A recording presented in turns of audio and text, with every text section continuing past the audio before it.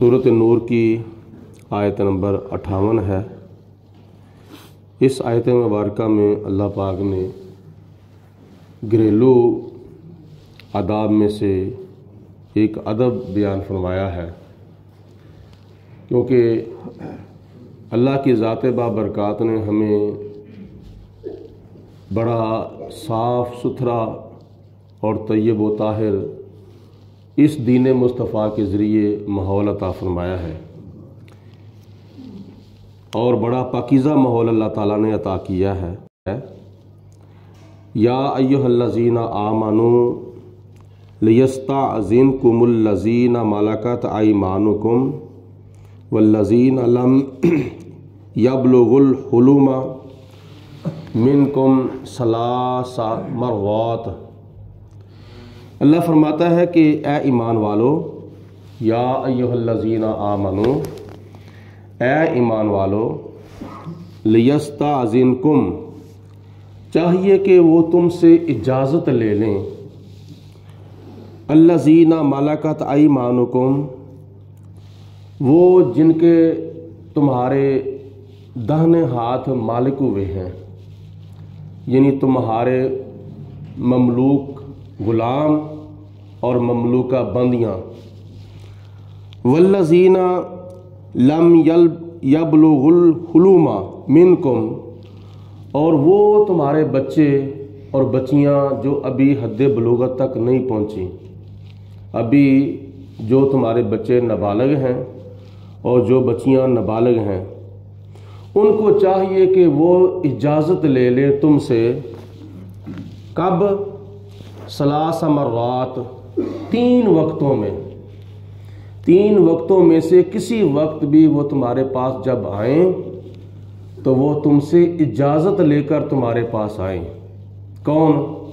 तुम्हारे गुलाम, तुम्हारी बांदियाँ और तुम्हारे बच्चे, तुम्हारी बच्चियाँ जो अभी नाबालिग हैं, जो अभी हद्दे बलूगत तक नहीं पहुँचे। कौन से वक्त में इजाज़त लेकर आएँ? वो 3 वक्त हैं, और 3 वक्तों में से पहला वक्त कौन सा है? मिन काबली सलातिल फजरी, फजर की नमाज से पहले अगर वो तुम्हारे प्राइवेट रूम के अंदर आना चाहें तो वो तुमसे इजाज़त लेकर आएँ। और दूसरा वक्त कौन सा है? वहीना तदऊना सियाबाकुम मिनज़ ज़हीराते, और दूसरा वक्त नमाज ज़ोहर के वक्त है, जब तुम कपड़े उतार कर कैलूला करते हो। कैलूला नबी पाक अलैहिस्सलातु वस्सलाम की सुन्नत है, दोपहर के वक्त चंद घड़ियों के लिए आराम करना थकावट के दौरान। तो जब बंदा आराम करता है तो कुछ कपड़े उतार लेता है। जो आराम के अंदर मुदाखलत करते हैं ना कपड़े, मिसाल के तौर पर अगर कमीज़ उतारी है तो बनियान पहनी हुई है, या शलवार उतार कर वो तय बांध लेता है, तो सोए सोए आराम के दौरान कपड़ा कभी आगे पीछे भी हो सकता है। तो इसलिए अल्लाह पाक की ज़ात ने फरमाया कि तुम्हारे आराम के 3 टाइम हैं, नमाज फजर से पहले, और नमाज ज़ोहर से पहले, या नमाज ज़ोहर के बाद दोपहर के वक्त। और तीसरा वक्त कौन सा है? तीसरा वक्त है व मिन बादी सलातिल इशा, इशा की नमाज के बाद जब तुम आराम करते हो, तो इन 3 औकात में से किसी वक्त तुम्हारे गुलाम या तुम्हारी बंदियाँ या तुम्हारे नाबालिग बच्चे या तुम्हारी नाबालिग बच्चियाँ तुम्हारे पास इनमें से कोई भी आए, तो 3 वक्तों में से किसी वक्त में आने से पहले वो इजाज़त ले ले। क्या हमें आने की इजाज़त है? क्योंकि किसी को पता चल जाएगा कि बाहर से कोई अंदर आना चाहता है, तो अगर कपड़ा आगे पीछे है तो वो दुरुस्त कर लेंगे। एक घर के अंदर चूँकि खामद भी होता है, बीवी भी होती है, और बच्चे भी होती हैं, बच्चियाँ भी होती हैं, गुलाम भी होते हैं, या किसी ने کوئی باندیاں رکھی ہیں تو وہ بھی ہوتی ہیں۔ تو میاں بیوی میں سے کوئی ایک دوسرے کے پاس جب جانا چاہے تو وہ بلا تکلف جا سکتے ہیں، یعنی خاوند اگر بیوی کے کمرے میں جانا چاہتا ہے تو بلا تکلف جا سکتا ہے، بلا اجازت جا سکتا ہے۔ بیوی اگر خاوند کے کمرے میں آنا چاہتی ہے تو بلا اجازت آ سکتی ہے، کیونکہ قرآن پاک میں دوسرے سپارے کے اندر اللہ پاک نے فرمایا ہے ہن لباس لکم وانتم لباس لہن، تمہاری بیویاں تمہارا لباس ہیں اور تم اپنی بیویوں کا لباس ہو۔ مطلب یہ ہے کہ تم دونوں کا ایک پردہ ہے۔ تو خاوند اور بیوی دونوں میں سے کسی ایک دوسرے کے کمرے میں جانا چاہتے ہیں تو بلا تکلف جا سکتے ہیں، بلا اجازت جا سکتے ہیں، لیکن آرام کے 3 ٹائموں میں سے ایک ٹائم میں اگر کوئی بچوں میں سے غلاموں میں سے باندیوں میں سے کوئی اندر آنا چاہے تو وہ اجازت کے بغیر اندر نہیں آ سکتے۔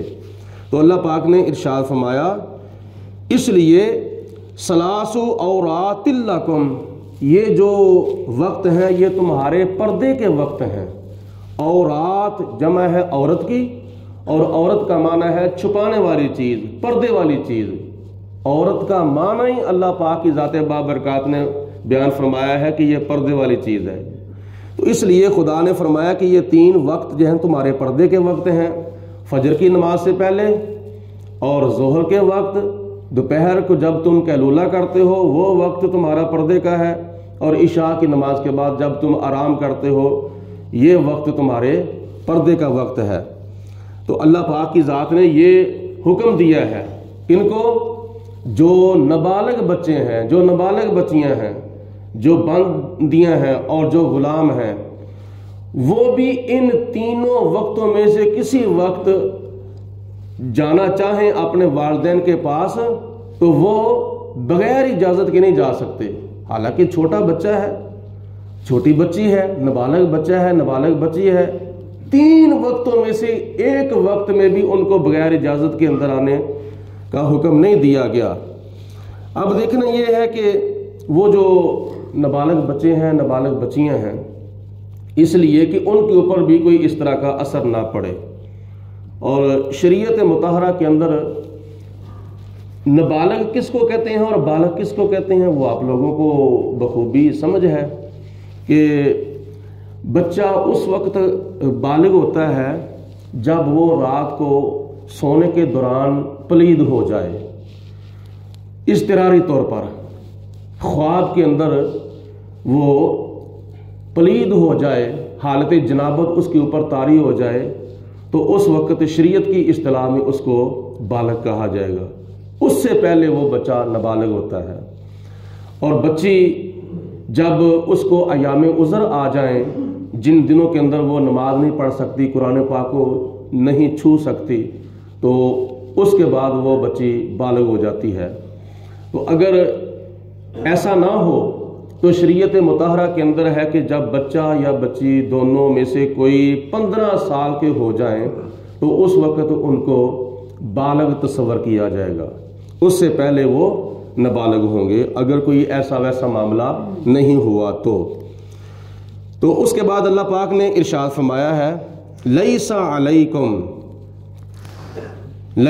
علیکم نہیں ہے تمہارے اوپر کوئی گناہ، ولا علیہم جناح بعدہن، اور نہ ہی ان پر کوئی گناہ ہے اگر ان 3 وقتوں کے علاوہ اگر تمہارے پاس وہ آ جائیں بغیر اجازت کے، نہ تم پر کوئی گناہ ہے اور نہ ان پر کوئی گناہ ہے۔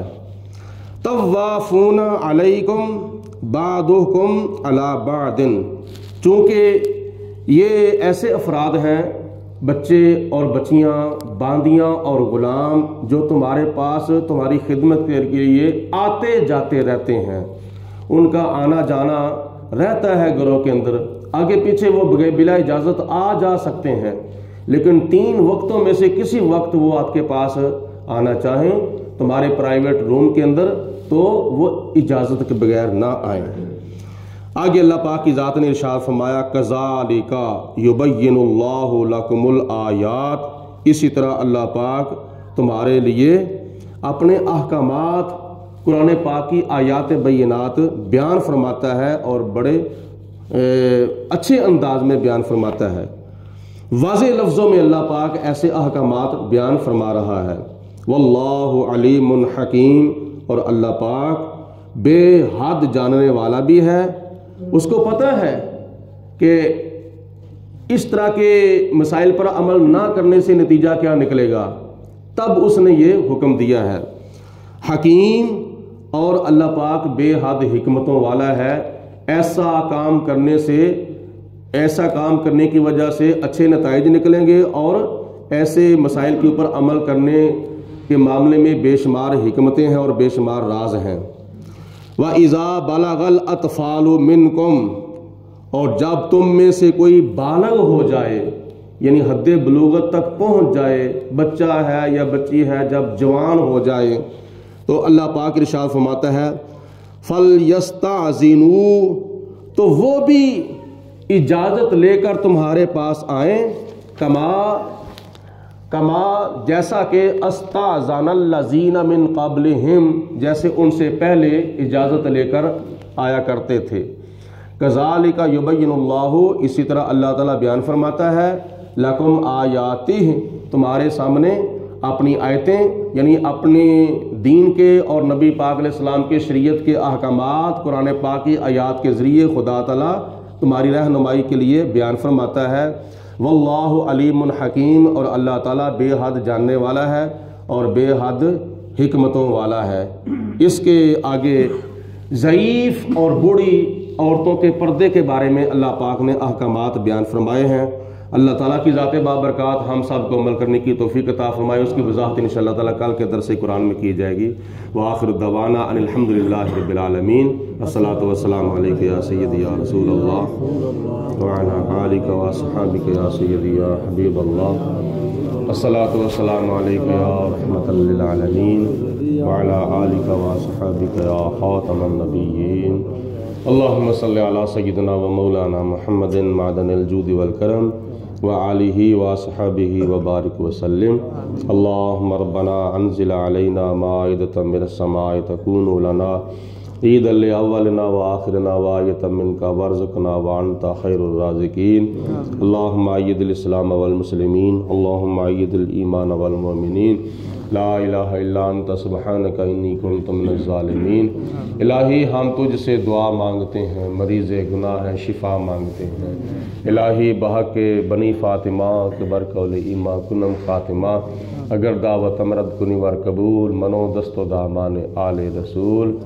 الہی بحق محمد رسول، دعا گناہ گاروں کی کرنا قبول۔ کریمہ ببخشائے برحال ماں کہ ہستم اسیر کمند ہوا، ندارم غیر رس تو فریاد رس، تو ای آسیاں را خطا بخش و بس، نگہ دارا مارا زراہ خطا درگزار و ثوابم نما۔ وصلی اللہ علی حبیبہ محمد و آلہ و صحابہ اجمعین۔